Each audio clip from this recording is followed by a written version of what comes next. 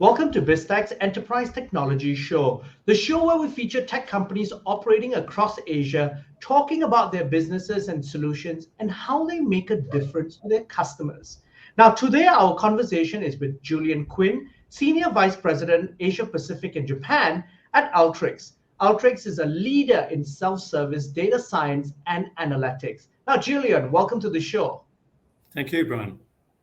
Now, Julian, could you start by giving us an overview of Alteryx and your history? Absolutely. So we're a company that's been in business for 25 years leading. We are both a market creator in the first place in terms of data and analytics. And today, we're very proud of being a market leader globally as a company. And, what we do is we work with some of, organizations, whether very large, small or medium enterprises across the globe, and particularly in the Asia Pacific region, on their most complex data management challenges. And ultimately, we want to empower everyone in the organization to transform data into a breakthrough and provide their organization with an unfair competitive advantage. I mean, that's what we seek to do. So that's what we're about as a company. We've got a very large footprint in Asia. We have over 8,000 customers globally, of which there are nearly 2,000 in the Asia Pacific region. We're relatively new to Asia, but we've moved very fast. And of course, we're headquartered in Singapore, but we have operations in Australia, New Zealand, through to Hong Kong. We're opening up in India at the moment. And then, of course, we have entities in Japan as well. So we have a fairly large girth across the region, but very focused about what we do. And obviously, we're very proud of the customers that we work with day in and day out. And Julian, could you give us a snapshot of your product and service offerings? Yeah, so in essence, what we do is we provide a unified platform, and it's really end-to-end.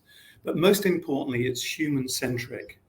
And when we say that, what we mean it is low-code, code-free, code-friendly. So you don't have to be a mathematician, somebody that's expert in statistics, to make sense of the data in your organization. This is applicable to anybody in any role in business. So you can be in the front office, you can be in the back office, you can be in the line of business, you could be in IT, you could be in the transformation side of the business, or you could be running the business. And the point is that anybody is empowered to use the data and harness that into workflows. And what we typically do is we deal with the first mile of the analytics journey right the way through to the last mile. So, when you think about, analytics, the continuum is descriptive, and that's typically backward looking. It's what happened. Then diagnostic analytics, which is why did it happen? But the future is all about prescriptive and predictive analytics. So it covers that full continuum. It's got automated building blocks in there, and you can start the analytics journey anywhere you want in the platform. And the beautiful thing is, we know there's an acute shortage of data scientists. When you've got, I think it's 2.5 quintillion bits of data today, with ever increasing complexity, there aren't enough data scientists. And just to get a data science model into production can take 8 months. And by then the business has already changed. It's changed. It's changed. So it puts it right into the heart and of the people in the business themselves. And whether you're a frontline worker or whether you're in HR or marketing or whatever the function might be, that's what we do. Okay, now Julian, you mentioned you have around 2,000 customers in the Asia Pacific region in terms of your footprint. Which industries seem to use your products more than others? Well, I mean, I suppose the leading indicators for us in terms of big data and digital transformation would be, I don't think there'd be any surprise here, but it's predominantly in the banking, the FSI sector, where they're going through entire digital platforms, and you see that with DBS and the other banking, the big banks, of course, across Asia, and then through to the government itself, particularly those have embraced analytics in a very fundamental way to give them far more resiliency during the pandemic that we're currently in and remain in. But also the telecommunications sector. We work extensively with the retail and transportation companies and logistics. And then, of course, the healthcare sector. And, we can work, as you would expect, analytics plays a huge part in sort of chronic disease prevention and management, and looking at the social demographic around that, who are the most vulnerable, and that's where analytics reigns supreme in being able to provide that and absorb huge amounts of data geopolitically, and absorb that in and makes meaning out of data. That's fundamentally what we do. Julian, could you then share some customer stories on how customers have used your products and really achieved significant outcomes? Yeah, absolutely. I mean, I'll give you one example. There's one of the leading asset infrastructure banks in Australia. They're well known. I mean, they're a global organization, and there's a regulatory body there called APRA, which tests the banking sector, in terms of their solvency, their ability to service loans, and all of those kind of things. And what typically would take that bank globally to provide the reporting back to APRA, the regulatory body, would take them months. It now takes them less than a day. And that's the power of the transformation that we can drive. But, another example in the banking sector, of course, is patterns and recognition and the correlation of things are very important, particularly as it relates to fraud detection. So it could be the Australian, Securities and Crime Exchange that are looking for that. And when you've got, again, lots of volume of data, you need to be able to ingest that. You need to obviously clean the data and make sure that it's pure and can be relied upon, just as much as this pure water I'm drinking now. And then once you've transformed it, you then need to be able to take that as a data source and extrapolate on that data and make sense of the data itself. So there's another example of what we do. But a third example would be in the automotive industry, in Honda Corporation, for example. They have the Intel Savvy, the Intel navigation system as part of their cars that they market and sell globally. And they provide telemetry into councils and municipal bodies around congestion areas, which is extremely important when it comes to providing emergency services. But then they also provide a huge amount of data back to the insurance companies around driving behavior and patterns. So it goes way beyond just providing navigation data, but looking at location, spatial data, all of those different types. And we can work with any data, multiple different data sources. I mean, to give you an idea, an organization I think has 26 data sources on average per month, and then something like 30 different data types. And you multiply that by all the companies in Asia, and it's a huge amount of data. But they're just three very brief examples. And then, of course, working with government to ensure that they do a much more effective job of service delivery.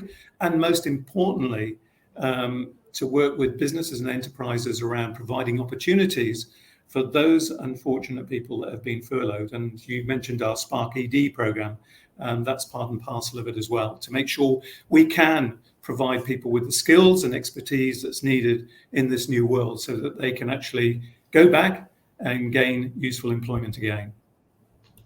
So I want to zoom out a little bit and view analytics and data really from a more macro lens. And could you perhaps share some of the differences between a data-rich and a data-driven organization? Yes. Yeah, Brian, that's a really good question. Firstly, many organizations are data rich to the point that, one of the Accenture studies indicates that 97% of data is actually idle. So you've got this absolutely unbelievable subterranean oil well which you're not refining and you're not taking advantage of it.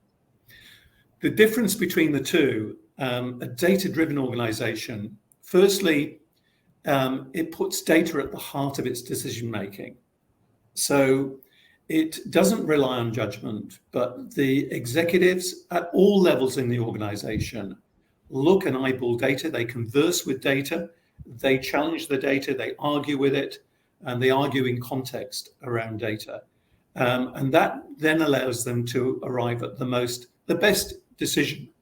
But more than that, with the data, and we talked about the different data sources that are coming in and, raw data and transforming that, but they curate the data in such a way that it's there and aligned to the business objectives. So for example, if they want to transform and continue to service all facets of the customer, from initial engagement to servicing that customer, they're looking at the curation of that data in a way that says that is a priority for the business. And we need to serve up that data to all parts of the business so that they can make sure that we transform to meet the needs of our customers going forward. So that's one of the differences. And I think one of the third and most important differences, and we talk a lot about, it's the technology piece, of course, which is analytics and data science and machine learning, which is what we do. But it has to be married with process, because automation is fundamental, together with the people side. And you cannot underestimate the people side of the business.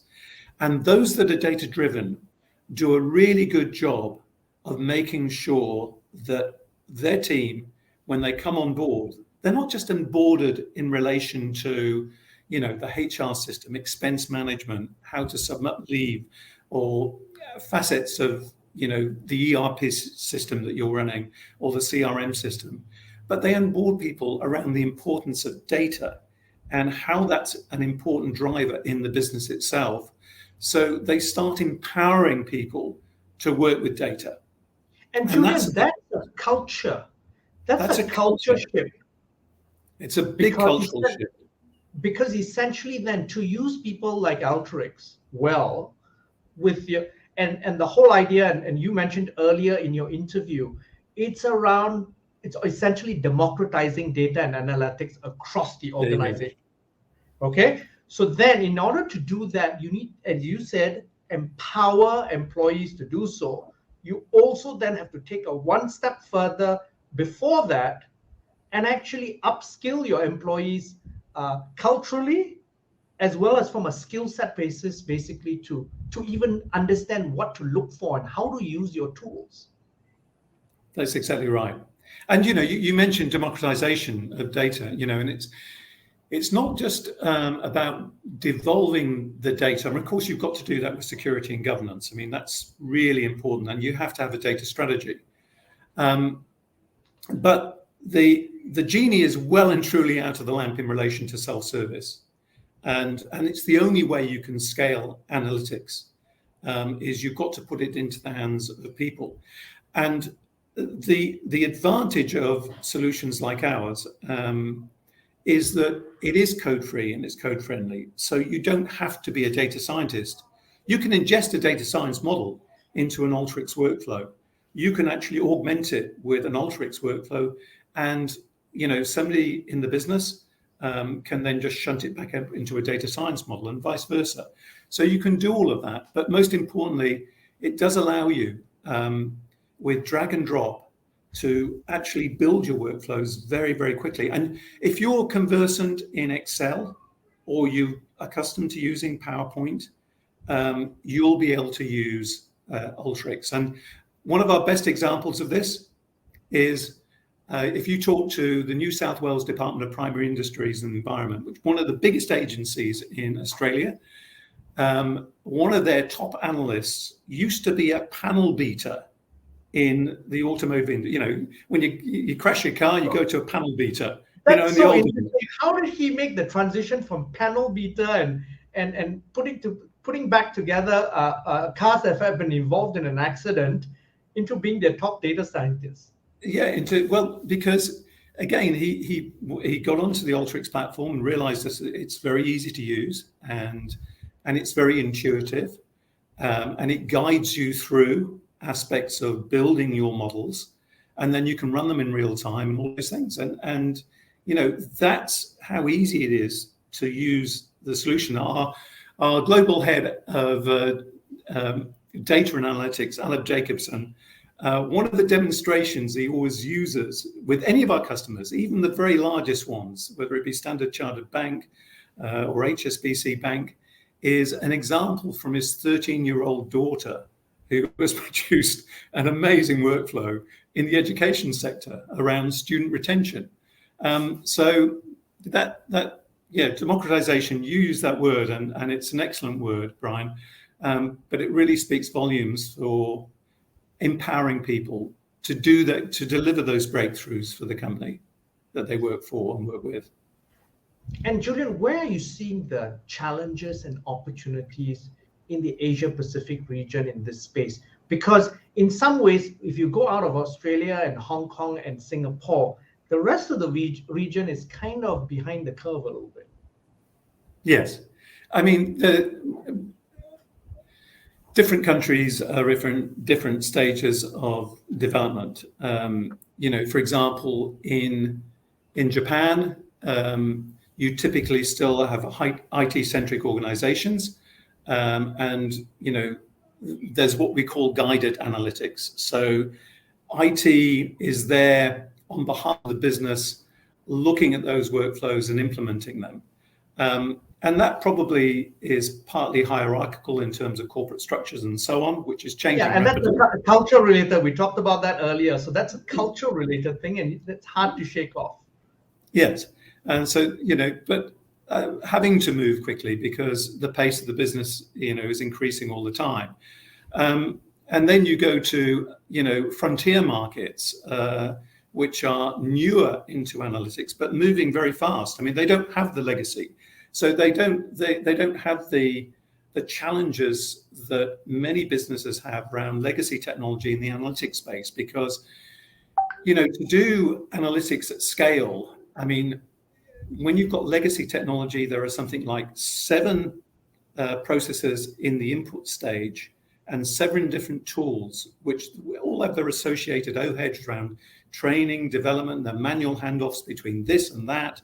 Then there are about 5 in the center, and there are about 7 or 8 on the output stage.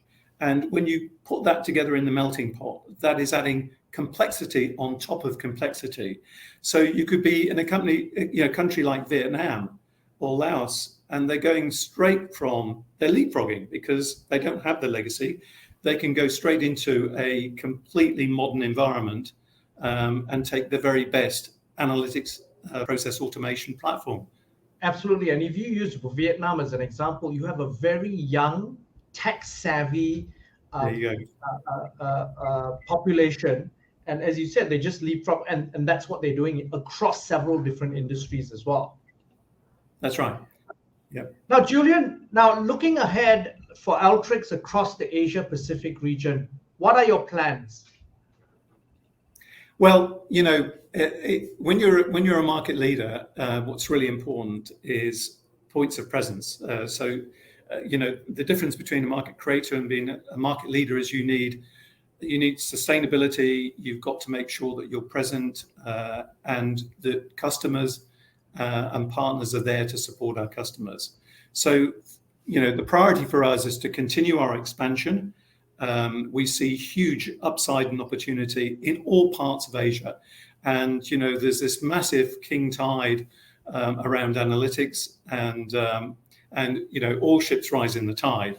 And so we want to make sure that we're capitalizing on that with obviously our market leading solutions and together with our partners. And we're supported by a great network of partners throughout the region.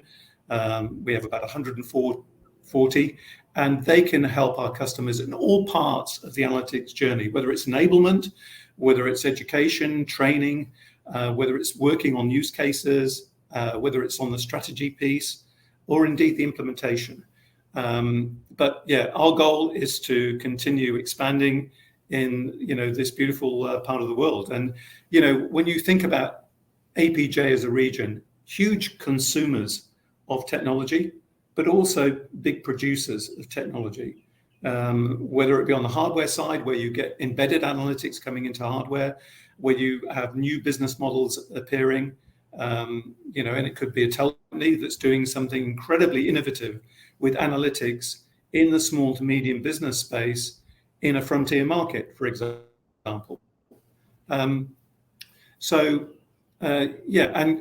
Obviously cloud is got its own. We talked about it from the about our early days coming into technology, but the advantage of cloud to be able to dial up capacity and accelerate that, is also fantastic. So we want to make sure that we're very much in Asia and across Asia and working with our customers day in, day out on their transformation projects and helping them with those big complex challenges.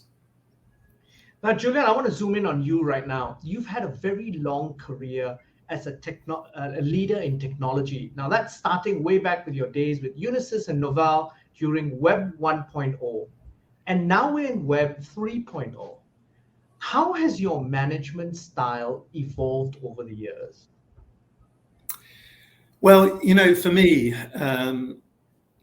leadership is. I came from originally a military background, and that taught me a lot. I was in the British Army for 6 years or so, and I suppose one of the things that's always put me in really good stead is I fundamentally believe in empowering others to act and lead in all parts of the business. And that begins by, when you've got a market leading product like we have, then all you need to do is retain top talent and acquire the very best talent you can, and you'll naturally scale the business. And in leading, for me, it's always about making sure that you empower others to act. And actually, I've always found that your leadership is strengthened by passing the baton over to others to do that. It doesn't disempower your leadership. It actually empowers you further and them. And, my style has been always very much about that. And, I always believe in collaboration and communication is obviously incredibly important. So communicating early and often. Bad news doesn't get any better for every day you delay, right? And there's never any good business in bad business. So operating to the very highest standards of conduct and behavior are incredibly important, because the brand you build externally and the brand you build internally are just as important. And I've always fundamentally believed in that. Is competition's a really healthy thing. I love competition because it keeps us on the front feet and front of foot all the time. So we should never be concerned about competition. We should embrace it in a very positive way. And that's kind of my leadership philosophy. Now, Julian, any final thoughts you'd like to leave us with before we end this conversation? Well, look, if you're new to the space of analytics, I would firstly encourage you, go on to Alteryx.com and then look at the community. There is examples there of whether you're a student, an educator, or in fact, in the process of changing your career, and you want to come into the analytics space and improve your market worth. There's a wonderful opportunity to do that. And in the community itself, of which there are 40,000 members in Asia alone, there are amazing examples from use in logistics through to the banks, and you'll see a plethora of use cases of people and businesses that are applying analytics to improve their business outcomes. So I would encourage your listeners and people watching this to go onto the Alteryx site and into the community itself. It's very powerful, and there's all sorts of fast-tracked tutorials you can go to. You can download the software. You can start using it tomorrow. Now, Julian, it's been a fascinating conversation. Thank you very much for taking your time to be on the show. Thank you, Brian. It's been an absolute pleasure. Thank you very much indeed. I'm Brian Fernandez, and I've been speaking to Julian Quinn, Senior Vice President Alteryx for Asia Pacific and Japan at Alteryx, on Biztech's Enterprise Technology Show. This video will be on our various social media platforms as well as our website, www.biztech.asia. Please like and subscribe to our various platforms. Thank you very much for tuning in.